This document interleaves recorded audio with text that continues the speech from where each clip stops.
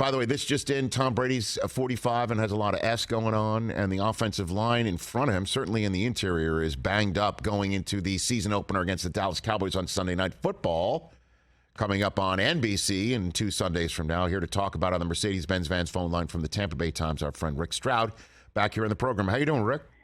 Hey, Rich, I am not 45, but I have a lot of S going on. You do? I was saying that's the most relatable Brady's ever been. I mean, Brockman has pointed out he thinks, stumbling off the boat after the Super Bowl win. Drunk Super Bowl that could have been. But Brady came out and just, without being specific, kind of laid bare. There's S going on. What did you make of that, Rick? Yeah, Rich, he's been really ever since he got here, but of late in particular, and that night, been very vulnerable, and has shown that vulnerability to himself. And, for a guy who is as public as he is, and becoming more so, right, with his corporations and his underwear and everything else he's doing, some of it more public than we cared for him to be. I think you do kind of, he allows you to see the human side of him as well. And that's maybe something we didn't see, early or maybe even late in New England. But there, look, superstars, not superstars, public figures, whatever, they have lives away from, the arena. And, clearly there's some things going on and he's not shying from it. I mean, obviously when you miss work, right, when it affects what you do, and he's the every rep counts guy, and he takes 11 days away from his team during training camp. It's not something you can really really hide. But by the same token, I thought he was very honest, and it was very raw, without getting into any specifics. Exactly, because it didn't seem like that's a guy who went and did the Masked Singer, or there was a planned vacation that that he couldn't get out of, no matter how many honey-do lists there might be at home. You know what I'm saying? Like that seemed like something is up, which means to me it really wasn't planned. Rick, that's and again, it's none of our business, but it didn't come across as a planned absence to me. Well, I mean, without getting specific, I think there are times in your life when you have to address things. And so in terms of plan, I think he made the Bucs aware that this was when he was going to deal with something, whatever that is. Right. And so, plan from the standpoint of his plan, so to speak, was he was going to come in, work the first 2 weeks of training camp. They do all the install, in that period for the new players, and Tom's third year. He got to get to work with Kyle Rudolph. He got to work with Julio Jones. He got to do those things. He wasn't going to play against Miami or against Tennessee. So really, if you break it all the way down and go, well, what days did he actually miss a practice? Some of those are walkthroughs before the game that he's not going to participate in. So really, it's about 3, maybe 4 at the most. So it's not as if Tom Brady, after 23 years, can't afford to miss that time. But I do think that whatever it is, and there is some there, it's not the silliness of the other things. I think he knew that this was the time that he was going to do that. And so he made Todd Bowles aware of it, and really there's nothing that they wouldn't agree to. But it is out of character from him, from the standpoint of, this is the guy that, is constantly telling his teammates, we got to get better every single day, every single rep. And here he wasn't going to be there for a couple of weeks. Yeah, I mean, the soundbite from his press conference we also played to start the show. I don't know who asked him about Jason Light saying he thinks that Brady's going to come back more focused from all this. And Brady's like, yeah, I'm pretty good at football, and it doesn't take me too long to remember how to play it. I found that very how did you take that answer? Well, I mean, it's true, right? But again, yes. it's extremely rare that you get that from Tom, and because he's always been the guy that doesn't want to be set apart from everybody else. That's what makes him such a great teammate. Right. Guys come to their team, and he'll walk up to the most insignificant player and say, "Hi, I'm Tom Brady," and they go, "Yeah, no bleep," but he genuinely wants to just be one of the guys when he's in the locker room and on the field, and so for him to say, "Yeah, I'm pretty good at football," that was interesting. I thought the other thing was, and this was strange to me, was that, he was asked, of course, there's, the last time we talked to him, the day after the Miami Dolphins, were penalized for tampering and all that back in December of last year. And Tom started talking about how much he loved playing here, but he also mentioned all the play. I mean, after a while, it sounded like a retirement speech all over again. It's like I read this, before when you retired, when you talked about all the great guys he played with, he started calling them out like Santa's reindeer. There's Edelman, there's Amendola, there's, and he went through about 20 players. And I was like, what am I sitting through here? This is a post game from a preseason game where he played, all of about 10 snaps.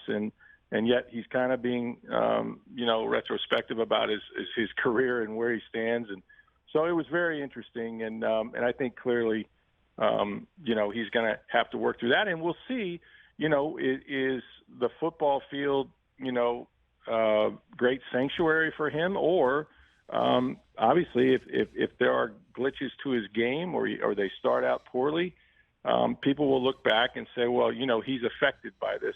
There's something bigger here that's affecting his game. I don't know how that's possible, to be honest with you, Rick. I mean, the thing that might affect his game more than anything else is the fact that no matter how great at football that he is, and he doesn't have to take much time to remember how to play it, nobody's good when there's a 325-pound man sitting in his lap after the ball snapped, and that's the genuine concern I have right now. It's not Brady's readiness or mental state or anything like that.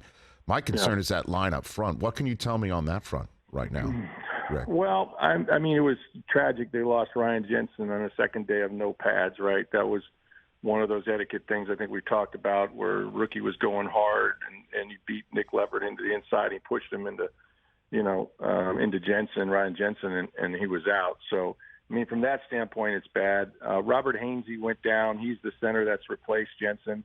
And my information is, that's an ankle situation that's not going to keep him out of the Dallas game. The preliminary reports are good. Leverett also hurt his shoulder later in that game, and the reports are good on him as well. So I don't think they're going to lose those two guys. Now, is it ideal that, you have a first-time center? No, you'd much rather have Jensen. But the Bucs prepared for this in that, they drafted him a year ago out of Notre Dame knowing they were going to move him inside because Jensen was going to be a free agent. And if Brady doesn't come back, he's probably with another team right now. Right. So they've gone down this road, and maybe it's just wishful thinking, but when you talk to the guys that get paid, to do the evaluations and have actually picked these players to protect Brady, they're much more confident, I think, than fans are, whether it's Luke Gadecki or somebody else, a rookie, out of Central Michigan, they feel a lot better about where they're at. Now, they can't sustain, any other injuries, and that's the problem, right? Because it's a war of attrition, and you've got 17 games, and it's very unlikely you're not going to have more. They think Tristan Wirfs will be back. But you raise a good point, and yet, they go out there against the Colts defense, and Brady throws it on almost every down, and he's getting rid of the ball so quickly. Right. And he's perfectly accurate. So the best protector of Tom Brady has always been Tom Brady and his ability to know what's going on and get the ball out of his hands. And yet I've seen him get hit like he did in Washington, maybe the second or third play of the game, and he was done. He played hot potato with the ball the rest of the day. So he's not about standing back there and getting hammered, and they've got to find a way to protect him. But I don't think it's as dire as some people outside the building think. Tampa Bay Times reporter and man who's all over the Bucs, columnist, Rick Stroud, back here on the Rich Eisen Show. So what's Godwin's status? Chris Godwin, let's talk about the rest of the offense around Brady. Yeah. What do you got for me there? Well, Rich, he's done everything he can do. That injury happened late. It was December 20th. He got operated on January 3rd. There was some ACL damage, obviously, a tear. And then maybe some more. No one works harder than Chris Godwin. He's at it 24 hours a day, it seems, and doing everything he can do to get ready. He's wearing a brace, which is absolutely, I think, going to be a problem, for him to adjust to when he does get back out there. He has gone from, individual drills to one-on-ones to 7-on-7 to teamwork. All hasn't done is full contact. And they're not going to take him to the ground out here in practice, right? So whether he plays against Dallas or he plays against New Orleans, the real litmus test is he's got to get hit below the waist, and he's got to get back up. And I don't care who you are, if you've been through what he's been through, that mental hurdle is real. And if he's going to be Chris Godwin, that process has to start. Does it start against Dallas? If the doctors say he can play, I mean, what else can they clear him of except, you're okay to get hit now? And so I think that's the next step. I do think he'll be ready for Dallas. I don't know who's ultimately it'll be the medical decision, but if they clear him, he'll be out there playing because he looks like he can do everything. Now, will he be the same guy this year as he was before he got hurt? I don't know. It may take that. That's a process, and we've all seen it. But I think he's in really good shape. And what about Julio Jones? I just know all those years doing Thursday night football on NFL Network. I couple times when he went against Tampa, he just saved his best, man. He just torched him. Yeah. I mean, so many times. It's weird for me to see him in the uniform. I'm sure it is for many people in Atlanta and even in Tampa. How much of a role do you think he's going to play this year? Well, I think he's going to play a big one. I mean, again, that's another situation where he's missed 14 games over the last 2 seasons with that foot injury. His problem in Tennessee, and I know John Robinson, it was that he couldn't practice. I mean, which didn't exactly make his game day performance all that great. And then he missed the time.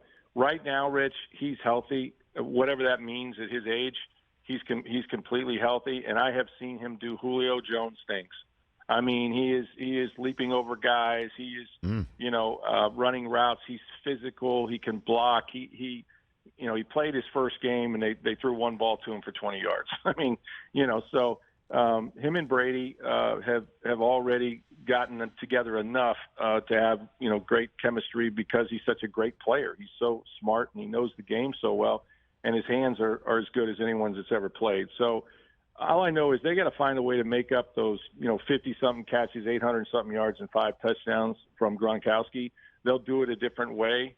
Kyle Rudolph's not going to do that, but Julio Jones could. And they don't have Antonio Brown. We know what an impact he had during the Super Bowl year. All I know is if you can put Mike Evans, Chris Godwin, Julio Jones, and Russell Gage out there, that's a problem, along with whether it's Cam Brate, Kyle Rudolph, a good running back in Leonard Fournette. So there's a lot of weapons for Tom Brady, and they didn't want to wait to the middle or the end of the year when they sustained injuries, knowing Godwin might not be ready at week 1. Let's go out and get the best player we can find so we're not, having to pull guys off the practice squad or, go get a Brashard Perriman who's on his 3rd team in a year. We'll have somebody in-house that we can play with. And they got an abundance of receivers. Tampa Bay Times Bucs reporter, Sports Day Tampa Bay podcast host Rick Stroud here on the Rich Eisen Show. 2 more Brady questions for you, sir. Yep. First one for you is his dalliance with the Raiders that everybody put out there, thanks to Dana White. He put it out there. Gronk was the one who first mentioned it. And the number of people who have basically confirmed it to me since then, I've lost track. And was Brady asked that over the weekend, or did his I'm 45 and I got a lot of S going on, take all that oxygen out of the room? Did anybody ask him about going to the Raiders instead of the Bucs? Well, he got in front of it like he does a lot of things. He talked about, hey, I read all these stories about all these teams I'm supposed to go to, and all I can tell you is, this was the team I always wanted to play for, and the only team I wanted to play for, and that's why I'm here. Yeah, except for that's probably not entirely true. He did contact a lot of teams, or they contacted him. I mean, we know about San Francisco, we know about the Raiders. We know about Miami. We know about Miami. That sure as hell happens. Way in advance, we know about Miami. So. Right, and we've said the joke, going around is that. Gruden has won 2 Super Bowls for the Bucs, the one in 2002, and then the one that he gave them when he didn't take Tom Brady. So it's like the old. I tell you what, man, I screwed that up, didn't I? Nice, very Caliendo. Yeah. We got Caliendo on the other end of the line here all of a sudden. Fantastic. Sorry, Rick. Go on. 6 years with Jon Gruden, man. I can, Wow. So yeah, it's sort of. I mean, I think. It would be revisionist history for him to completely deny all of it, right? But that Tom Brady was the greatest free agent of all time. I mean, the amazing thing is, and everybody's has been trying for years to figure out who the MFer is. Like, okay, so which team? Who said no to Tom Brady to keep their quarterback? Was it Derek Carr? Was it Ryan Tannehill? Was it? Right. In my opinion, it was all of them. You know what I mean? Like anybody that said no to Tom Brady. Only one team said yes, apparently. I mean, I think the Chargers wanted him. I think, there might have been other teams in the picture that we may not be aware of. But in terms of, if you didn't have him, it's probably because you said no, because he was the one making the decisions. And, I just think that Tom, wants to get everybody. But certainly you can understand why they made the decision they made at the time. And Brady has won a Super Bowl. He's been in the playoffs twice. And for my money, I think they're, right back in the picture again this year. Well, the $375 million question is this, Rick. I think you know where I'm going with it, is every game that Brady plays this year, at some point, certainly if it's going to be a blowout of some sort, it'll get to the question of whether Brady's done. If this is his final year, he's not going to clearly mention it at all. The last thing I think he wants is a tour, like Big Papi or Coach K or anything like that, or Jeter. So the question is, he's 45, he's got S going on. I mean, I can only imagine what it would be like 46 and S going on. Do you think this is it? Do you think this is going to be the last ride for Tom? I've said this before, I think this is his last year in Tampa for some reason, and that may not make sense to some people, but he had an opportunity if he wanted to. They have a lot of dead cap money. They're going to pay for Brady for years, and he didn't add another year to his contract.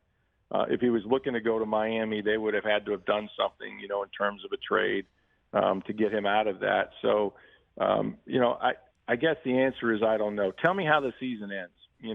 Tell me how it ends. Does it end with confetti? Is he actually going to win another Super Bowl and walk off? And it seems, Rich, like the greater the athlete, they stay at the party too long, right? The vacuums are running, the lights are on, everybody's going home, and there they are, at the bar, so to speak. And I just think that, I would hope Tom he's not going to play if he's embarrassing himself. But hell, he just led the league in passing yards and touchdowns a year ago. He had 719 attempts at age 44. And he's got his peers' respect. He's number one on the top 100 list on NFL Network. He's number one. Why do I quit? But no one wants to see him limp around on one leg like Tiger Woods. No one wants to see him, play for the Wizards the way Michael Jordan did. Not that I think Tom Brady's going to play basketball, but I'm just saying. Mm-hmm. So I think, he'll know, hopefully, when that day is, but it's definitely coming soon. But we know that he was, he was considering a lot of things in the offseason, right? He was considering becoming a minority owner, which I still think he'd like to do. And you know what? Maybe part of that is I come play quarterback for your team for 1 year and we try to win a Super Bowl. I don't know what his, business dealings or interests are beyond this season, but it sure feels like, that we're getting to the end. The difference is, you mentioned the $375 million, is that unlike last time when he retired for 40 days, he didn't know what he was going to do. And now he has a definite outing that, if he chooses to say he's done playing, he's going to be in the number one broadcast booth with Fox, and he's going to be, involved in football at least, for 20-something weeks. So I think it's a different picture for him. I think he's gotten that picture when he was out this past off season, so it won't be as daunting for him.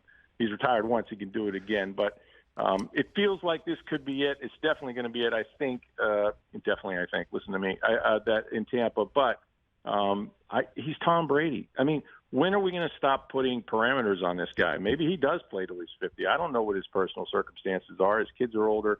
Seems to be a lot that he wants to get to do, but football is still what he does the best.